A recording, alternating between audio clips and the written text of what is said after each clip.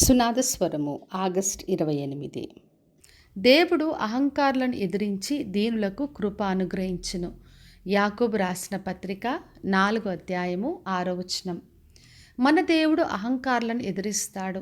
ఎవరైతే గర్వంతో, అతిశయంతో, అహంకారంతో ఉంటారో అటువంటి వారిని తృణీకరిస్తాడు. ఎవరైతే దీనులుగా ఆయన్ని ఆశ్రయిస్తారో వారికి తన కృపను అనుగ్రహిస్తాడు. అదే ఈ రోజున వాగ్దానం చేస్తున్నాడు. మరి మొదటి సమూయేలు గ్రంథం 15వ అధ్యాయంలో చదివినప్పుడు అక్కడ సౌలు రాజుగా ఉన్నాడు. తనకిష్టానుసారంగా ప్రవర్తించాడు. అప్పుడు సమూయేలు ప్రవక్త ఆయన దగ్గరికి వచ్చి, నీవు దేవునికి తిరుగుబాటు చేశావు, ఆయన మాటను విసర్జించావు గనక రాజుగా ఆయన నిన్ను విసర్జించాడని చెప్పాడు. మరి సౌలు తనకిష్టానుసారంగా ప్రవర్తించాడు. అందుకే యెహోవా దేవుడు మరి దావీదును తన హృదయానుసారుడైన వ్యక్తిని రాజుగా హెచ్చించాడు. మరి మనము నిత్యము దేవుని మాటకు విధేయత చూపించాలి. అంతేకాని స్వబుద్ధిని ఆధారం చేసుకొని అంతా మాకు తెలుసు అనుకుంటూ మనకిష్టానుసారంగా ప్రవర్తిస్తే దేవుడు మరి విసర్జిస్తాడు.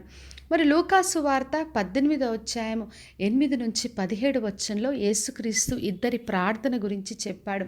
మరి పరిసేయుడు ప్రార్థన చేస్తూ, దేవా నేను దొంగతనం చేయలేదు, నేను అన్యాయంగా లేను, నేను వ్యభిచారం చేయట్లేదు, నేను ఉపవాసం ఉంటున్నాను, నేను మరి దేవుని సన్నిధిలో మరి నా కానుకలు నేను 10వ వంతును తీసుకొని వచ్చాను, నేను సుంకరి వల్ల లేనని చెప్పి తన గురించి తాను గొప్పగా చెప్పాడు.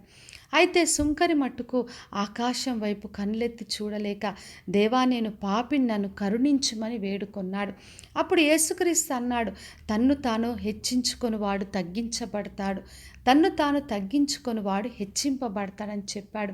మన దేవుడు ఎవరైతే హెచ్చించుకుంటారో, అహంకారంగా ఉంటారో వారిని తగ్గిస్తాడు.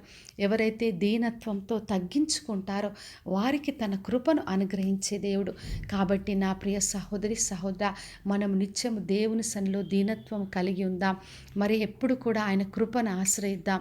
మరి మనకున్న గర్వాలు, అతిశయాలు, స్వబుద్ధిని విడిచిపెట్టి దేవుని సన్నిధిలో నిత్యం ఆయన కృపపైన ఆశ్రయించినప్పుడు ఆయన తగిన సమయంలో హెచ్చించే దేవుడు.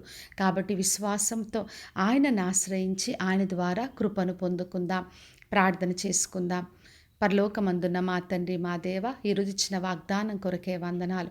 ప్రతి ఒక్కరిని దీవించి ఆశీర్వదించండి ప్రభువా. ఎవరైతే మీ అందు విశ్వాసంతో మీకు విధేయత చూపిస్తూ దీనులుగా తండ్రి తమ్ము తాము తగ్గించుకున్నారో వారందరికీ మీ కృపను అనుగ్రహించి హెచ్చించమని యేసు నామములో అడిగి వేడుకొంచున్నాను తండ్రి, ఆమెన్.